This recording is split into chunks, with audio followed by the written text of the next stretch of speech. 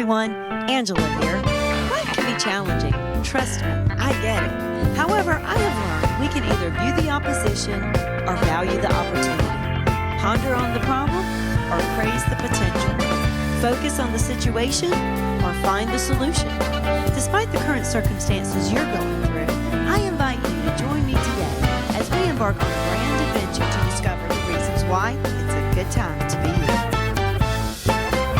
Here's the encourager herself, making every day a good day, Angela Henderson. Welcome, everyone. Welcome. We are so glad you're here today. Now, turn to your neighbor and say, it's a good time to be you. It's a good time to be you. Yes, and it is. We are so excited to have you with us today. We have an amazing show. Opportunity. When we look at the definition of opportunity, we see that it is a set of circumstances in which to make something possible.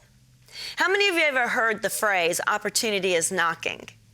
It knocks all the time. It knocks every day. But the question is, are you ready to open the door when it does? Many times we might find ourselves just waiting, and so we're really not preparing. However, preparation is so important when it comes to opportunity because you want to be ready, you want to be positioned so that when opportunity knocks, you are right there, you can open that door and you can step into the greatness that is already waiting for you. And that greatness inside of you is going to collide with that. Today we have an amazing guest with us, Vanessa Gongora, who's going to be sharing with us some wonderful things that have happened to her in her life. She is the recipient of the 40 Under 40 award here in the Low Country. She is an advocate for our Hispanic community, and she's doing some really great things, working in media. And so we don't want you to go anywhere. We want you to stay right here, and we'll be right back to introduce you to our amazing guest today. And remember, it's a good time to be you.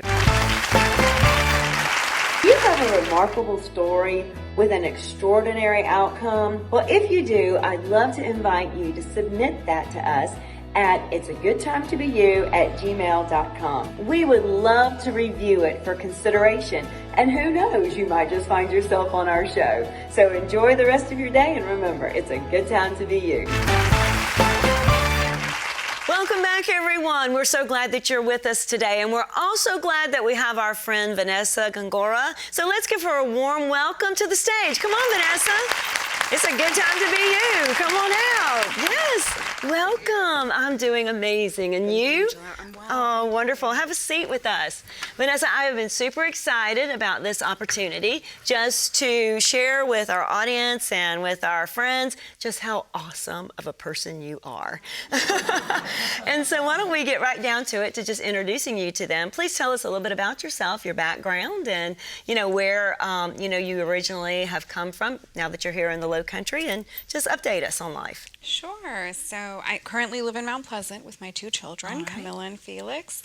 I'm originally from New York City, from Queens. I'm first generation Colombian American. My mother arrived here when she was 17, just with her sister here, and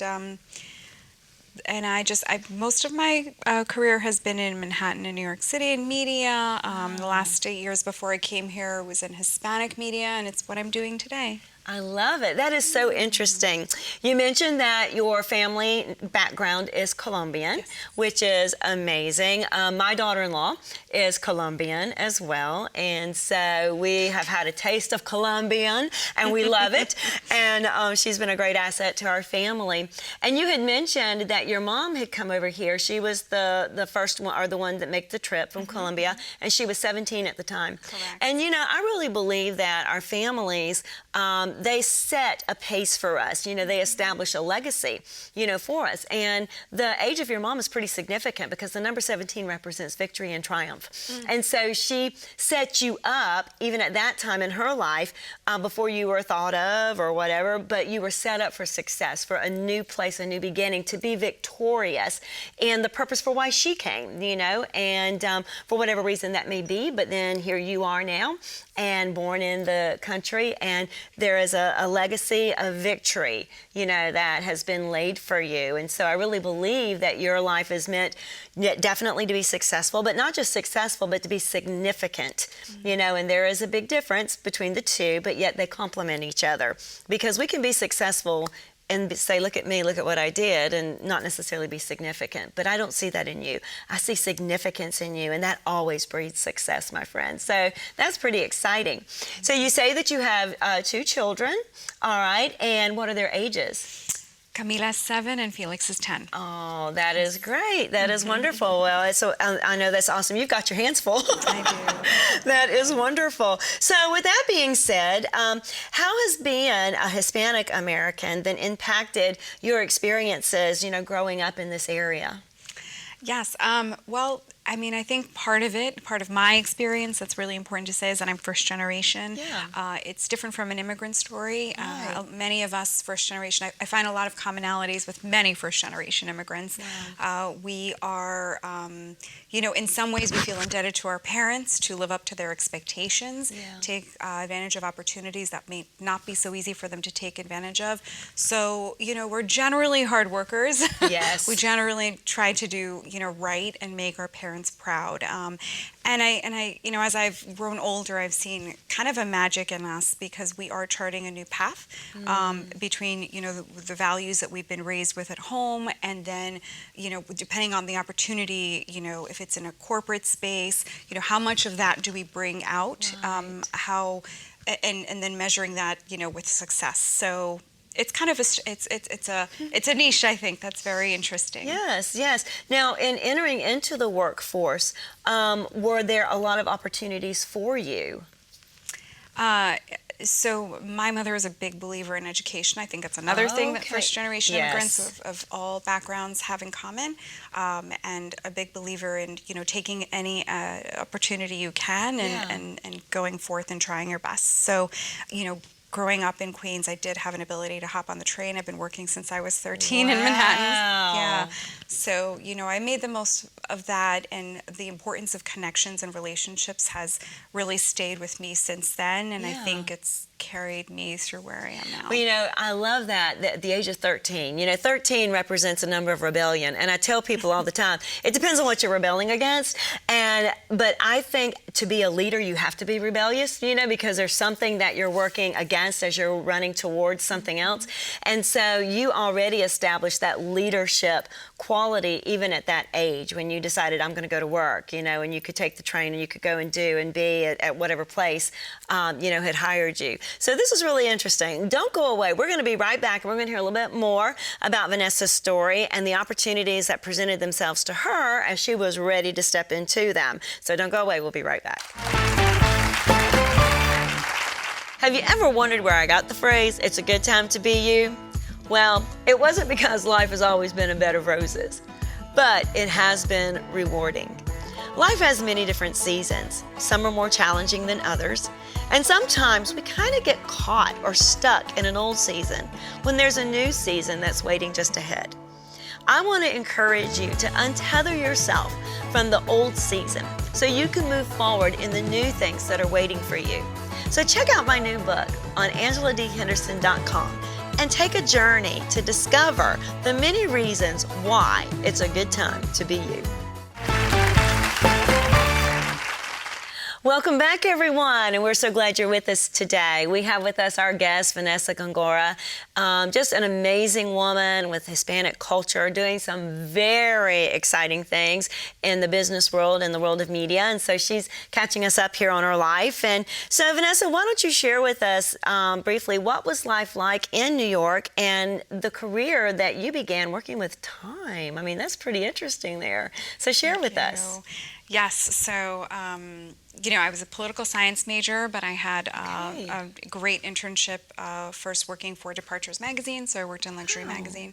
American Express Publishing, and Time was the employer, but yeah, when I had started, and something really attracted it to, the attractive piece for me with that job was the breadth of experience I got to have. Yeah. So, I grew up pretty humbly, and this gave me an opportunity to travel and an opportunity to get to know the world and challenged me in different ways. Yes. I really loved media because I've always been a communicator. I've always, liked to write, and I always really appreciated the power of the platform. Yes. So with media, if there's an important message to send out, I thought it was incredible, and I don't think I got I don't think I've been prouder of the message that I've been able to pass on until now. But, even as I was working for, let's say a client was, Dole Pineapple or Nissan or whatever, or a lipstick, because I spent a few years doing work for L'Oreal. Wow. It didn't feel super important to me, but I was always amazed, wow, this one, piece of content that we can touch will go out to millions of people. And while I don't have that, that breadth of platform right now, I think it's still really important. Absolutely. I'm a firm believer that the steps that we take on our path through life empower us for, the greater things that are to come.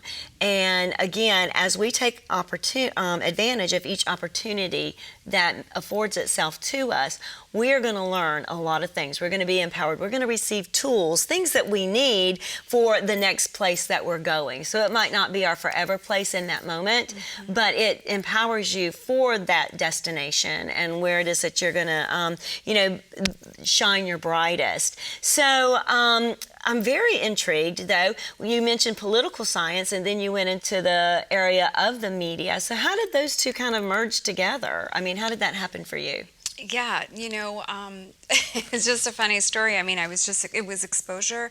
I had worked at the State House in Boston when I was in school, and I saw the policy director, working for jobs. He was working in restaurants and writing policy and doing all of these things.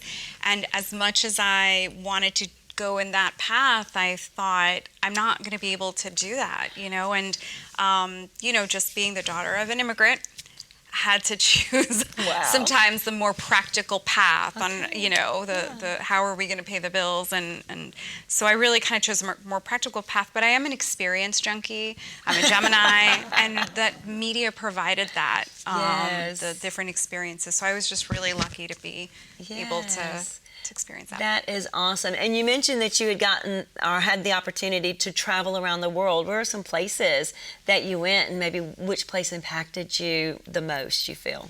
Yeah, I mean, the international travel wasn't as much. I remember we had first taken a trip to France to plan a conference in Nice, and that was my first, that was an internship, so that was wild. But the print industry really struggled after that. It was like a perk. It was great. I enjoyed it. And then we were struggling to pay for pencils when digital came, and we were all trying to figure everything out.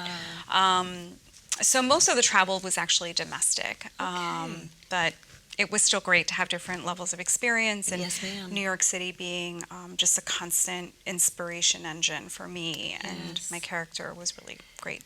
Yes, well, I remember I had lots of travels around the world, and I enjoyed it, but I think I've enjoyed the most traveling domestically, discovering this country, this nation, the stories, that help build it, the lives of the people, that are within it. And I'm sure every business that you had the opportunity to write about or help highlight, whether it was Dole Pineapples or L'Oreal, just learning a little bit of the history and the background, behind that, because everyone has a story.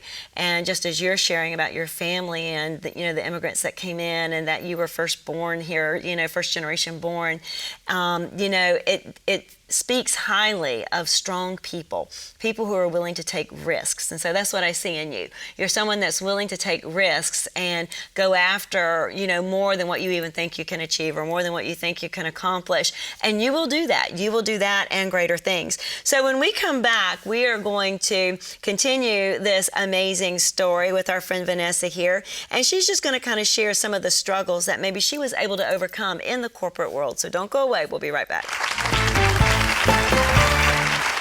As a leader, you are a broker of gifts. So whether you are a professional, a business owner, or a ministerial leader, I would love to accompany you in transforming your ordinary staff into an extraordinary team through leadership development, team building, and personal discovery. You will learn the amazing gifts, skills, and talents that each of you have, and know how to bring them together in order to do great things. So reach out to me at AngelaDHenderson.com, and let's begin your amazing adventure today. And remember, it's a good time to be you.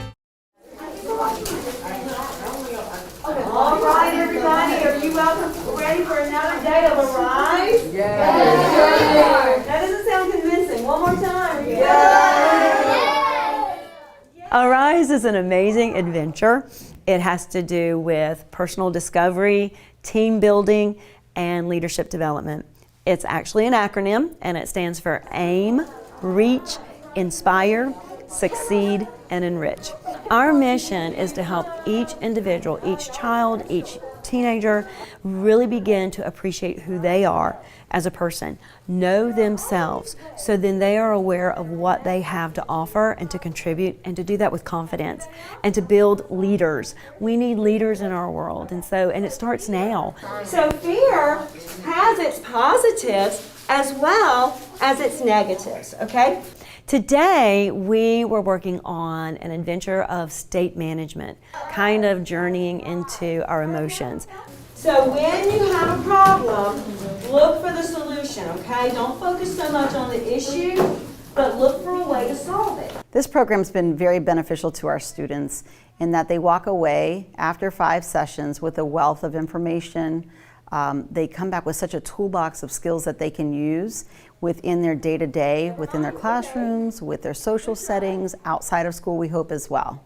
We have had the wonderful opportunity to serve at Military Magnet, at Stahl High School. We've also served at North Charleston High School. We've served at Gongora Elementary, then of course as well here at C.E. Williams. And we're open to coming to any invitation that is offered to us. We love working with 6th grade on up to 12th grade, and we just find it a pleasure to be able to pour into these young people so they can go and pour themselves out into our world. It's just a really awesome program. I suggest, any principal that's interested to reach out to Ms. Henderson, to the Arise program, and really just check it out. It's been really great.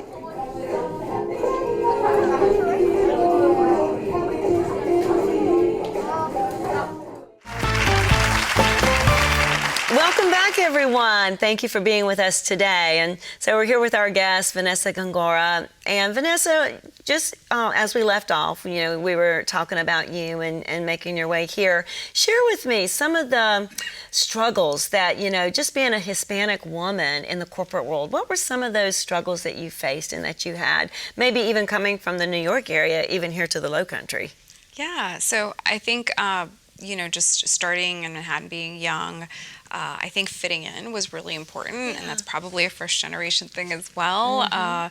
Making sure that I didn't, I just kept my own authentic self inside and really just tried to fit in, lay low, and do whatever, I could to just not rock the boat. So I think I spent a lot of years like that. And did you feel with that, did you feel that was just kind of a mindset that you had, or was it from things that maybe you've observed as you were growing up, struggles that other women were having too?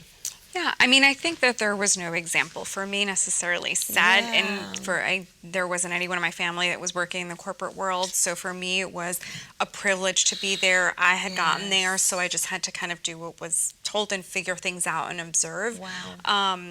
And, I back then, representation wasn't such a, common term, and I don't think I was aware of it until I got laid off, which hit me really, really hard. And what year was that? Ooh, that's hard. I'm bad at years. You're good at numbers. I'm not. That is all right. But it was, Either way, no matter what year it happened, you never look for something like that to happen. No, I was working at Condé Nast Portfolio, the magazine. It was like the most expensive magazine that had ever been created, and 6 months later it folded, and all of us got laid off eventually. But it hit me really hard. It was the best thing that could have happened to me because I picked up a freelance job in Hispanic media, and from the first or second day, I was breathing, I was being myself. Wow. I did not know how much I had been hiding my authentic self. And because it was a magazine celebrating, our perspectives and ourselves, I wasn't comfortable. I was most comfortable, excuse me, and I think doing my best work. Yes, that is great. So you tapped into where you were supposed to be. Now, let me ask you this. Coming from New York into the Low Country, what were some of the challenges that you faced there? Yeah, I think maybe being sometimes the only Latina in the room has been, a bit of a challenge, a bit awkward, but, I've just done my best work and hoped for the best. I worked in nonprofit in the nonprofit Nice. sector. I've traveled the Yes. state within 2 jobs to sort of underserved, underprivileged areas. So I got to know a whole new demographic. And in the spaces where I was serving unaccompanied minors who had crossed the border through Lutheran Services Carolinas, I got to see a different demographic that I hadn't seen in New York. So as opposed to South American, Caribbean, there were more folks from Mexico and Central America, and a little less acculturated, and definitely in dire need. So that was a big, stark difference. Yeah. So it sounds like coming from, you've seen all aspects of, the world of media, and from the glamour and the glitz and, all the high shine into maybe some real world issues and problems. And so I'm sure in following that path, there was even a shift maybe taking place inside of you. Was there? Yes. There was a shift, and I think it was, as opposed to, kind of working through that space as the corporate space, this was a time where I was really focused on other people's stories and serving as much as I could, and also seeing, ways that I can help them. So as opposed to focusing on products, I was focusing on people, and I think it's only helped me in the Absolutely. end. Grateful to them. I love it. Instead of focusing on products, you are focusing on people. So let's fast forward now into this time now where you're the territory manager for Norson Media. So tell us about that. It's probably the largest Spanish language media network, is that right? In the Southeast. On the Southeast. Okay, so how did that come to be? Yes, so I was, again, working in nonprofits, and the pandemic hit, and we had some funds cut. Okay. So I stepped back into media thinking, well, that was wonderful, but I'm going to have to now put my corporate hat back on and for the first time be a salesperson. And it worked out really beautifully because I was able to carry over a lot of the relationships I made with incredible advocates around the state that were advocating for immigrant communities over to the work side. So most of my clients are nonprofits and government agencies, and most of the commercials that you'll hear on our radio and our TV are actually going to be based on resources rather than products. So I feel super lucky to be able to do that. That is so awesome. Just, again, being significant. And that is going to breed the success, that you are definitely destined for. But it's really making an impact on other people's lives and being a positive presence in the world today and in our world, in the Low Country. So we thank you for what you're doing. Now, with that being said, being the recipient of the 40 Under 40, how do you see that impacting other women as you have achieved or received this great esteem? Yes, so I'm just super excited to open the door and just be there as a source of representation for other Latinas, other women of color. We definitely need to see more Latina professionals shine in this community. Yes. I don't think there are nearly enough on that list. And there's other, I don't think this is a first, but there's other opportunities that have opened the door for me. So I am not normally in the spotlight as a marketer. I've always been behind the scenes, and so this is not my necessarily a place of comfort for me. I don't think you'll see much of my face, hopefully, after this year, but any door that opens for me, I very much want to take other women of color right there with me. I love it. I love your mission. I love what you're doing. You are definitely, your path has set you up for great success, and that's what a true leader is. It's someone who serves the needs of others and helps bring other people into their greatness while they are also being great. And so we are just so honored that you are with us today. Can you share with us, Vanessa, when did you realize it was a good time to be you? Well, I don't know if it was a specific moment, but I know that at 38, or was about to get 38, I had to go through a difficult divorce, and it was a very low point in my life. Yeah. I felt pretty bad about myself, and I swore that 40, I was just going to pick up the pieces. I allowed myself that time, but I said 40, I need to make up this time. We're not going to be here in the same place at 40. And my birthday was just one of the most special birthdays of my life. When was your birthday? May 23rd. Oh my gosh, woman, and we're talking about you being great. Do you know the month of May means great one? It means great one. And it's the 5th month on our calendar year, and the number 5 represents grace.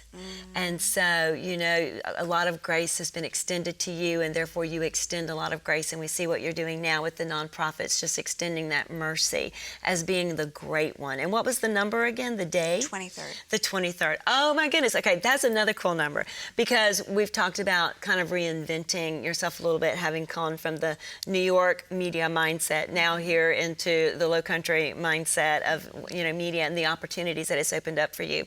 But the number 23 represents death and resurrection. Okay, and so it's like a seed that it has to die when it's planted in the ground so it can sprout up into something new of what it was meant to be. Or even like the caterpillar, it has to die to what it was, you know, just this little insect that's crawling on the ground. In that cocoon, it dies so it can be transformed to take flight as the beautiful butterfly.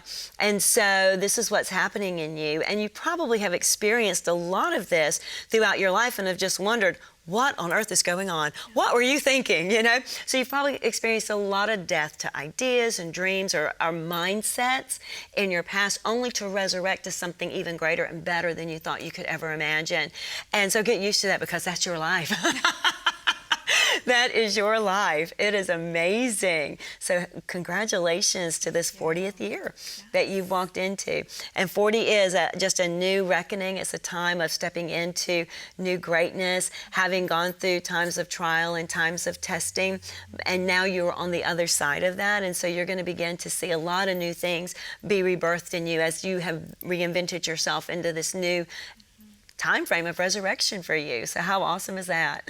Yes, it sounds wonderful. It's really inspiring, and I just have to say that I think that as women, and specifically as a Latina, you know, we think of aging as such a, you know, the reverse process, right? We dread it. We do everything we can to avoid it, or the appearance of it. And I find it to be the happiest year of my life. I say that to my daughter specifically, so that she knows that this is the happiest year of my life, and so that she can look positively into growth and aging, because women are incredible. They're resilient, and one of the things that have also made me realize that it's a great time to be me is just the quality of the relationships that I'm making right now, specifically with women who are all seeming to be rebirthed. This is a great time, I think, to be all of us with some great opportunities post-pandemic for creativity and for action. So I welcome anyone, wherever they are, wherever this is being aired,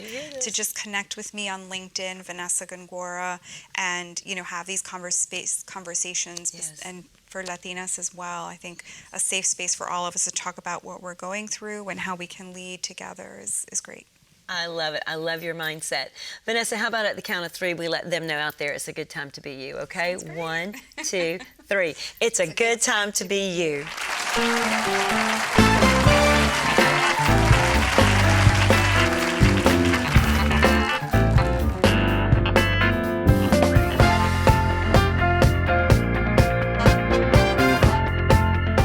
To connect with Vanessa, just go to her LinkedIn address at Vanessa Gongora. And remember, it's a good time to be you.